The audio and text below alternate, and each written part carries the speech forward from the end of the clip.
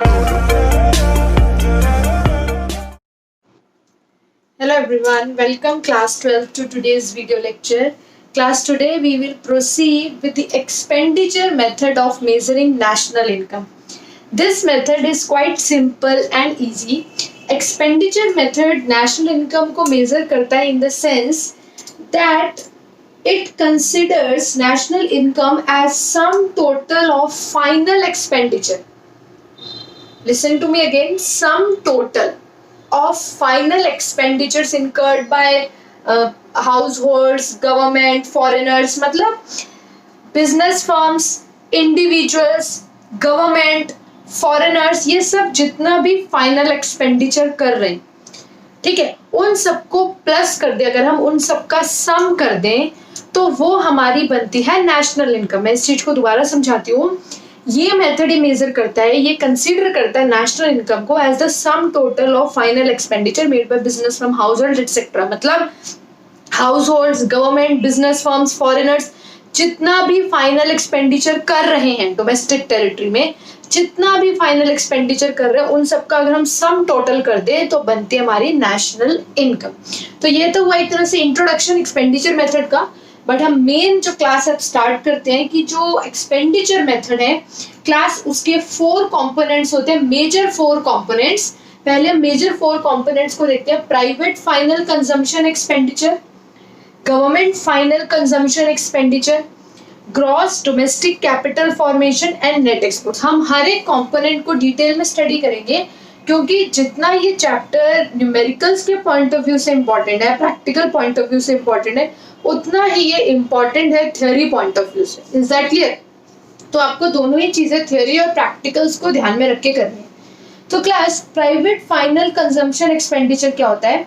It refers to expenditure incurred by the households and private non profit institutions. यानी जो भी house hold, हम लोग जो भी आटा, दाल, चावल, चीनी परचेज करते टाइम, जो भी हम परचेज करते तो हमारा जो एक्सपेंडिचर होता है वो किसके अंदर आता है? Private final consumption expenditure.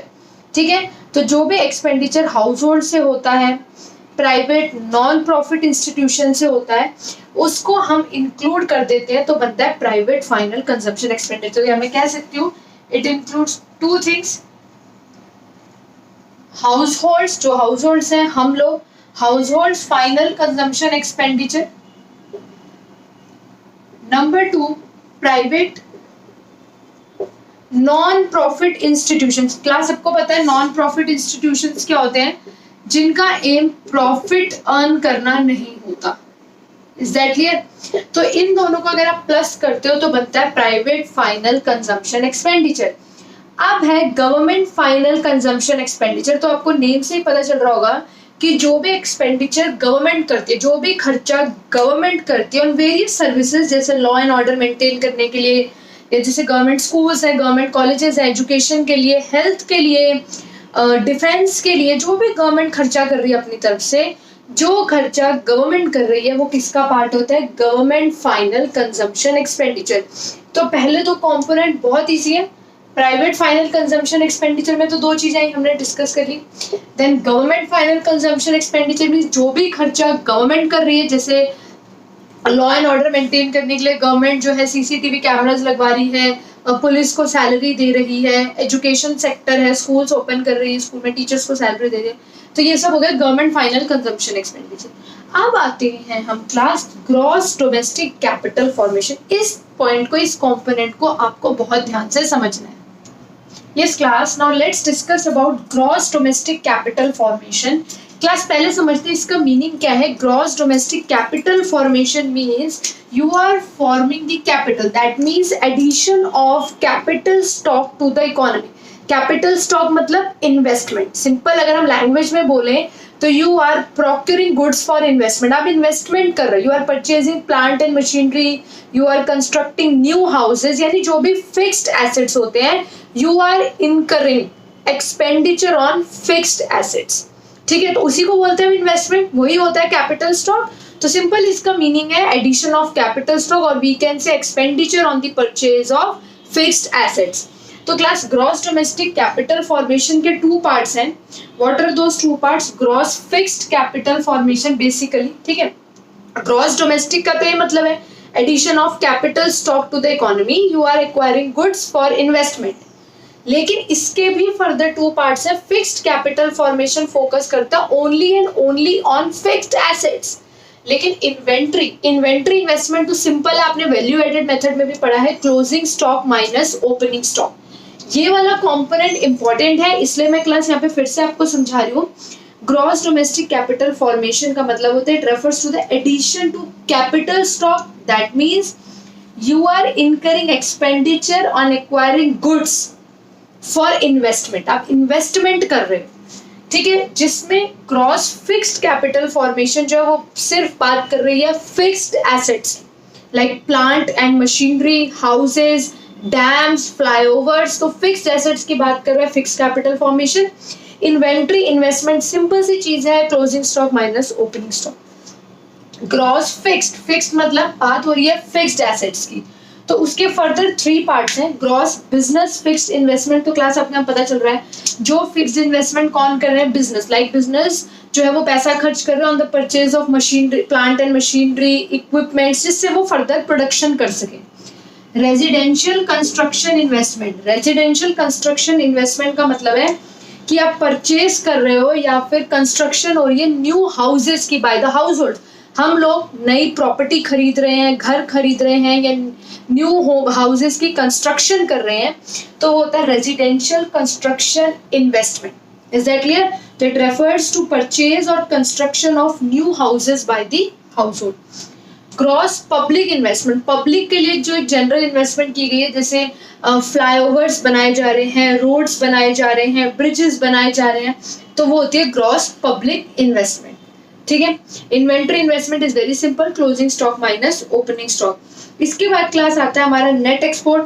Net export बहुत सिंपल सी चीज है, it refers to difference between export and import. तो एक्स रेफर्स टू एक्सपोर्ट, तो export minus import is net export. Simple सी बात है. नेट एक्सपोर्ट्स का मीनिंग क्या हुआ? Export minus import. Export import सबको अच्छे से पता है. एक्सपोर्ट का मतलब क्या होता है? When we sell our goods and services to foreign countries, जब हम अपना सामान फॉरेन कंट्रीज को बेचते हैं तो वहां से हमें इनकम आती है. तो इनकम का आना, रेवेन्यू का आना इज एक्सपोर्ट. एंड जब आप इंपोर्ट करते हो, when you purchase goods and services from foreign country, तो हमारे से एक्सपेंडिचर होता है. Are you getting this? तो हमारे यहाँ से जो पैसा है वो बाहर जाता है. तो तभी एक्सपोर्ट माइनस इंपोर्ट करते हैं. एक्सपोर्ट मतलब कितनी इनकम हुई, उसमें से कितना खर्चा हो गया, तो आपके पास अल्टीमेट कितना पैसा बचा है. तो ये है एक्सपेंडिचर मेथड के components. Private final consumption expenditure, government final consumption expenditure, gross domestic capital formation जिसके अपने टू टाइप्स हैं, gross fixed capital formation, inventory investment. Then इसके सब टाइप्स हैं. नेट एक्सपोर्ट सिंपल है, export minus imports. Is that clear class?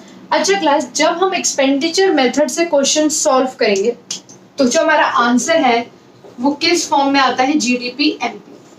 ठीक है, वो आता है जीडीपी एमपी जैसा वैल्यू एडेड मेथड में होता था. अब अगर हमें नेशनल इनकम निकालनी है, आपको पता है नेशनल इनकम क्या होता है? एनएनपीएफसी. एनएनपीएफसी होती है नेशनल इनकम. तो जीडीपी एमपी से अगर आपको एनएनपीएफसी में कैसे जाना है, क्या प्रोसीजर होता है, वो हम प्रीवियस लेक्चर्स में डिस्कस कर चुके हैं. तो यहाँ मैं डायरेक्टली आपको बताने वाली हूँ. ग्रॉस से, जी से एन, ग्रॉस से नेट पे जाने के लिए माइनस डिप्रिसिएशन. डोमेस्टिक से डी है, डोमेस्टिक से नेशनल पे जाने के लिए प्लस एनएफआईए. प्रोडक्ट तो प्रोडक्ट रहता है. मार्केट प्राइस से फैक्टर कॉस्ट तक जाने के लिए, यानी एमपी से एफसी में जाने के लिए माइनस एनआईटी. ठीक है, ये सब कैसे हुआ ये हम प्रीवियस लेक्चर में मैं आपको अच्छे से बता चुकी हूँ. मैंने आपको शॉर्ट ट्रिक भी बताई थी, तो यहाँ पे मैंने डायरेक्टली भी अप्लाई करा है.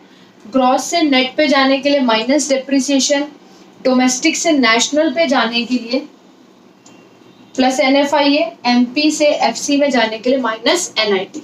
Is that clear class?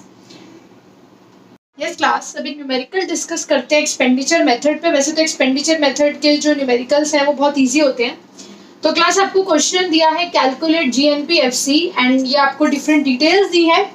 तो मोस्ट प्रोबेबली आपको एग्जाम में मेथड मेंशन नहीं होगा, तो आपको खुद ही पहचानना। अब आपको दिख रहा है fix capital formation, government final consumption expenditure and private final consumption expenditure, net export. जब आपको ये सब चीजें दिख रही हैं तो आपको ये चीज एक अपना आइडिया लगा लेना है कि यह कौन सा मेथड यूज होगा। यहाँ पे एक्सपेंडिचर मेथड यूज होगा।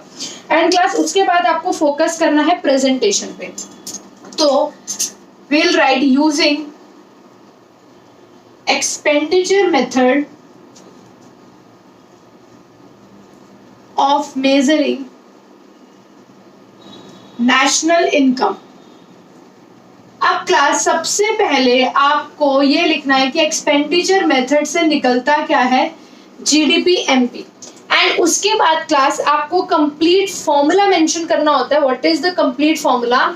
जीडीपी एमपी निकालना है। Private, I am using short form, private final consumption expenditure plus government final consumption expenditure plus gross domestic capital formation plus net exports. इसके बाद जो आपका आंसर आएगा वो आएगा आपका जीडीपी एमपी। अब क्लास क्वेश्चन में देखते हैं, हमें प्राइवेट फाइनल कंजम्पशन एक्सपेंडिचर, तो हमें प्राइवेट फाइनल कंजम्पशन एक्सपेंडिचर दे रखा है 1500। Then let's see government final consumption expenditure हमें दे रखा है 200। यहाँ बहुत इंपॉर्टेंट है ग्रॉस डोमेस्टिक कैपिटल फॉर्मेशन, क्योंकि अगर ट्रिक होती है मोस्ट प्रोबेबली तो यहीं पे ट्रिकी करा जाता है क्वेश्चन को। तो क्लास आपको मैंने बताया था जब अभी हमने डिस्कस किया है कि जो ग्रॉस डोमेस्टिक कैपिटल फॉर्मेशन होती है उसके 2 पार्ट्स होते हैं। क्या 2 पार्ट्स होते हैं? Gross domestic fixed capital formation plus inventory investment. ये 2 चीजें करी हमने, gross domestic fixed capital formation and inventory investment. तो क्लास हमें दिया तो हुआ है fixed capital formation, but net दिया हुआ है, net domestic fixed capital formation. तो क्लास आपको net domestic fixed capital formation के नेट से ग्रॉस करना आपको अच्छे से आ गया होगा कि नेट से अगर हमें ग्रॉस पे जाना होता है तो हमें डेप्रिसिएशन ऐड करनी होती है। तो अगर मुझे gross domestic fixed capital formation निकालनी है तो क्या मुश्किल है, net domestic fixed capital formation दे रखी है 350, इसमें डेप्रिसिएशन को कंजम्पशन ऑफ फिक्स्ड कैपिटल भी कहते हैं, 50 ऐड कर लो तो मेरे पास आ गया gross domestic fixed capital formation. ठीक है। इन्वेंट्री इन्वेस्टमेंट क्या होता है? Closing stock minus opening stock, तो 100 माइनस 60 इज इक्वल टू 40। ये हमने कर लिया। आप इसको चाहो तो फेयर में वर्किंग नोट्स टाइप शो कर सकते हो, एक स्टार बना के आप इसे शो कर सकते हो, वरना आप डायरेक्टली जहाँ ग्रॉस डोमेस्टिक कैपिटल फॉर्मेशन लिखा है तो वहां आप लिख सकते हो 400 प्लस 40 इज इक्वल टू 440। तो अगर आपको बहुत अच्छी प्रेजेंटेशन करनी एग्जाम में तो आप स्टार बना के दिखा सकते हो कि ग्रॉस डोमेस्टिक कैपिटल फॉर्मेशन के 2 पार्ट्स होते हैं, gross domestic fixed capital formation plus inventory investment, and then आप कैलकुलेशन शो कर सकते हो। Okay, now let's see net exports. तो नेट एक्सपोर्ट्स क्लास हमें दे रखे हैं -10। क्लास देखो, आपको अगर अलग से इंपोर्ट दिया हुआ है या कुछ तो उनको देखने की आपको जरूरत नहीं है। क्यों? क्योंकि मैं नेट एक्सपोर्ट डायरेक्टली दे दिया विच इज -10। आप इसे कैलकुलेट करो कि ये जो टोटल अमाउंट है आपका ये कितना आ रहा है, 1500 plus 27 and this 2130 crore, because यहाँ पे लिखा हुआ है करोड़, तो 2130 अप्रोक्सीमेट में 2130 हमारा आंसर आ गया। आप इनको ऐड करके देखेंगे, अगर 1700 प्लस 440 माइनस 10 तो 2130 करोड़ आएगा। अब क्लास ये जो हमारा आंसर आया है ये आया है जीडीपी एमपी, बट हमें निकालना क्या है, जीएनपीएफसी। तो मैंने आपको क्या बता रखा है, जो हमें निकालना होता है उसे हम लेफ्ट साइड लिखते हैं जीएनपीएफसी, एंड जो हमारे पास होता है उसे हम इक्वल टू के राइट साइड लिखते हैं। अब जीडीपी एमपी से जीएनपीएफसी में क्या जाना है, जी से जी में कोई चेंज नहीं चाहिए, डोमेस्टिक से नेशनल पे जाना है तो प्लस करेंगे NFIA, एमपी से एफसी में जाना है तो माइनस करेंगे NIT। Now put the value, GDP MP की वैल्यू है 2130 plus NFIA net factor income from abroad -30 minus NIT 40, तो 2130 माइनस